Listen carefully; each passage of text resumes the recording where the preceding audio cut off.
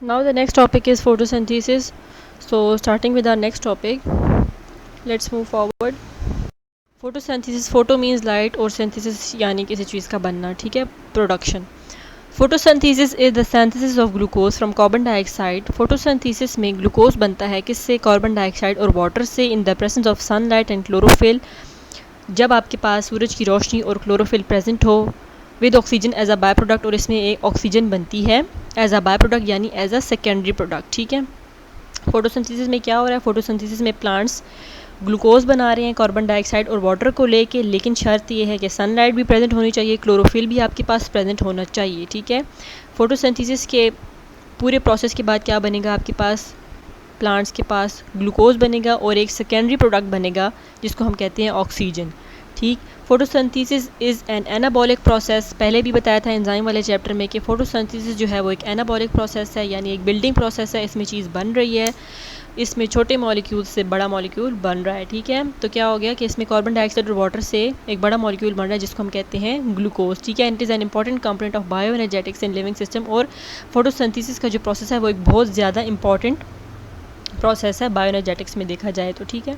It is the most important biochemical pathway and nearly all life depends on it. अब ये बहुत ज़्यादा important process है, biochemical pathway है, और तकरीबन तमाम जो लाइफ है ना वो इसी पे डिपेंड करती है, क्योंकि हम ज़्यादातर अपनी फूड प्लांट से लेते हैं और प्लांट्स अपनी फूड किस तरह प्रिपेयर करते हैं? फोटोसिंथेसिस के ज़रिए प्रिपेयर करते हैं. तो ये प्रोसेस बहुत ज़्यादा ज़रूरी है और तकरीबन हम कह सकते हैं कि सारी जो लाइफ है वो इसी पे डिपेंड करती है, ठीक है. It comprises many coordinated biochemical reactions that occur in plants, some algae and some bacteria. अब देखें कुछ फोटोसिंथेसिस का प्रोसेस जो है वो प्लांट्स में भी होता है, लेकिन कुछ ग्रीन एल्गी में भी होता है, कुछ साइनोबैक्टीरियाज में भी होता है. और तो हम कह सकते हैं कि इसमें फोटोसिंथेसिस में जो होने वाले प्रोसेस हैं वो कहीं ना कहीं एल्गी और बैक्टीरिया में होने वाले प्रोसेस से कोऑर्डिनेट करते हैं, ठीक है, क्योंकि उनमें भी ये प्रोसेस होता है, ठीक.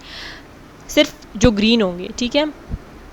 अच्छा, ऊपर अब नीचे इसकी यहाँ पर एक सिंपल सी इक्वेशन है. कार्बन डाइऑक्साइड है आपके पास, वाटर है और लाइट प्रेजेंट है और साथ क्लोरोफिल भी प्रेजेंट है. तो आपके पास क्या बन गया, यानी प्लांट्स के पास क्या बन गया? ग्लूकोज बना, oxygen as a by product बना और वाटर भी बन रहा है, ठीक है. क्लोरोफिल क्या है अब आपको पता होना चाहिए. क्लोरोफिल जो है ग्रीन पिगमेंट है जो कि प्लांट्स के लीव्स में प्रेजेंट होता है. ग्रीन इसका कलर होता है और ये लीव्स को भी ग्रीन कलर देता है. इसी की वजह से लीव्स का कलर ग्रीन होता है और इसका होना बहुत ज़रूरी है, क्योंकि यही जो है सनलाइट को कैप्चर करता है और आगे फोटोसिंथेसिस में इसका बहुत इंपॉर्टेंट रोल है, ठीक है. क्योंकि अगर ये नहीं होगा तो लाइट एनर्जी कैप्चर नहीं होगी, लाइट एनर्जी कैप्चर नहीं होगी तो फोटोसिंथेसिस का process it can not happen.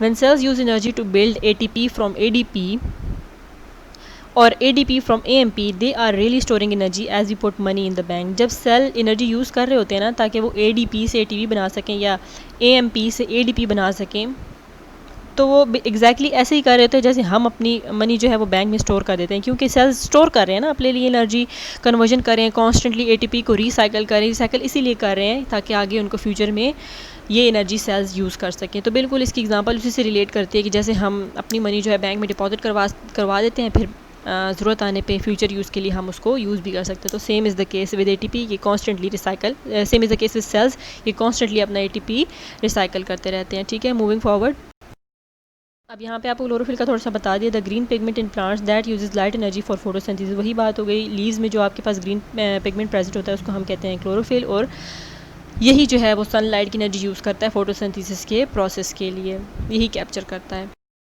अब intake of water and carbon dioxide. अब हमें पता है कि फोटोसिंथेसिस के होने के लिए क्या चीज़ ज़रूरी है. एक तो सनलाइट और वाटर और कार्बन डाइऑक्साइड ज़रूरी है.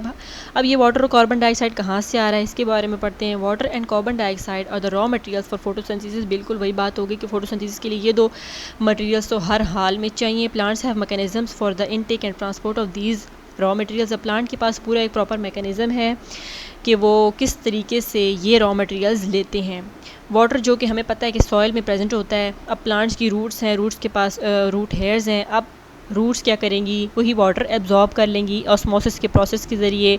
अब आपको पता होना चाहिए कि ऑस्मोसिस क्या है, आप चैप्टर 4 में पढ़ चुके हैं. This water is eventually transported to leaves. अब जैसे ही रूट्स ने वाटर एब्जॉर्ब किया, ठीक है, ऑस्मोसिस के थ्रू, यही वाटर रूट से स्टेम में गया, स्टेम से फिर आगे किस में, लीव्स में अल्टीमेटली ट्रांसफ़र हो गया. किसके ज़रिए? जाइलम वेजल्स के ज़रिए, ठीक है. जाइलम वेजल्स क्या है? ट्यूब लाइक स्ट्रक्चर हैं जो जाइलम का एक पार्ट है, ठीक है. ये इनका क्या फंक्शन होता है? ये मैकेनिकल सपोर्ट भी देती हैं और ये ट्रांसपोर्टेशन में भी हेल्पफुल हैं. अब the air that enters leave through tiny pores stomata reaches into the air spaces present around the mesophyll cells. अब ये आगे डायग्राम आएगी ना तो उसमें फिर से पूरा क्लियर हो जाएगा, लेकिन आप इतनी सी बात समझें कि अब जो इन्वायरमेंट में एयर प्रेजेंट है, ठीक है, एयर ने एंटर किया लीफ को स्टोमेटा के ज़रिए। जो स्टोमेटा क्या होते हैं, टाइनी पोर्स होते हैं, ठीक है, जो लीफ की अंडर साइड पे प्रेजेंट होते हैं, ठीक। एयर ने एंटर किया स्टोमेटा के थ्रू, ठीक है। अब ये एयर कहाँ चली गई, मेसोफिल सेल्स में चली गई, ठीक है। मेसोफिल सेल्स में मैंने पहले भी क्लास में बताया था कि मेसोफिल सेल्स के दरमियान थोड़ी सी स्पेसेस होती हैं जिनको हम कहते हैं एयर स्पेसेस, ठीक है। तो ये एयर स्टोमेटा से एंटर होकर उन एयर स्पेसेस में चली गई है। This air carries CO2। अब इस एयर में क्या है, कार्बन डाइऑक्साइड भी है, ठीक है। ये अब ये बताया जा रहा है कि कार्बन डाइऑक्साइड कहाँ से आई है, ये एयर से आई है, ठीक है। वाटर तो चले हमने सॉइल से प्लांट्स ने एब्जॉर्ब कर लिया था, अब जो कार्बन डाइऑक्साइड है ना वो एयर से आ रही है। और कैसे, लीफ ने स्टोमेटा के ज़रिए एयर एब्जॉर्ब की, उस एयर में कार्बन डाइऑक्साइड थी, कार्बन डाइऑक्साइड स्टोमेटा के ज़रिए एंटर हुई और मेसोफिल सेल्स में जो एयर स्पेसेस है वहाँ गई, ठीक है। वहाँ जाने के बाद which gets absorbed into thin layer of water surrounding mesophyll cells. अब देखिए मेसोफिल सेल्स की सराउंडिंग में कुछ थिन लेयर ऑफ वाटर भी होती है, ठीक है। तो ये कार्बन डाइऑक्साइड जाके वहाँ पर उस वाटर में एब्जॉर्ब हो गई। अब यहाँ से कार्बन डाइऑक्साइड उस वाटर में एब्जॉर्ब होने के बाद carbon dioxide diffuses into the, फिर वो डायरेक्टली मेसोफिल सेल्स में एंटर कर जाती है। पहले वो मेसोफिल सेल्स की स्पेसेस में, साइड पे स्पेसेस जो होती है ना, उसमें होती है कार्बन डाइऑक्साइड। पहले वो पानी में, वहाँ पर थोड़ा सा पानी की लेयर प्रेजेंट होती है, उसमें एब्जॉर्ब होती है कार्बन डाइऑक्साइड। जब एब्जॉर्ब हो जाती है ना तो फिर डिफ्यूजन के प्रोसेस के जरिए मेसोफिल सेल्स में एंटर कर जाती है। नीचे आपको बताया हुआ osmosis is the movement of water from a dilute solution to a concentrated one through a membrane.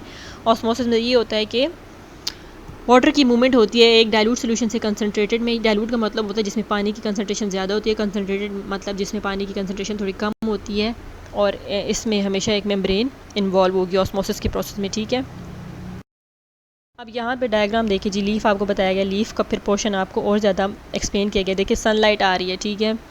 और उसके बाद एपिडर्मस आपको दिखाई हुई है, फिर पेलिसेड मेसोफिल दिखाई हुई है, फिर स्पॉन्जी मेसोफिल दिखाई हुई है। अब देखिए एयर स्टोमेटा आपको साइड पे दिखाए हुए हैं। अब यहाँ से एयर एंटर हुई स्टोमेटा में आने के बाद एयर कहाँ पे चली गई, उस एयर में क्या था, कार्बन डाइऑक्साइड था। अब देखिए मेसोफिल सेल्स जो आपको स्पॉन्जी मेसोफिल दिखाई हुई है ना, इसके साइड पर देखिए हल्की हल्की सी स्पेसेस हैं।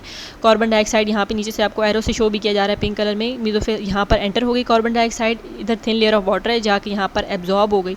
एब्जॉर्ब होने के बाद फिर जो यहाँ पर आपको मेसोफिल सेल्स दिखाई दे रहे हैं ना, स्पॉन्जी मेसोफिल, ये पूरा एरो अंदर तक इसको शो किया हुआ है, ये मेसोफिल सेल है। फिर कार्बन डाइऑक्साइड डिफ्यूजन के प्रोसेस के जरिए इन सेल्स में एंटर कर जाएगी, ठीक है। और देखिए यहाँ से ऑक्सीजन भी स्टोमेटा के जरिए बाहर आ रही है, ठीक है। बाकी ये पूरा लीफ का एक स्ट्रक्चर बताया गया।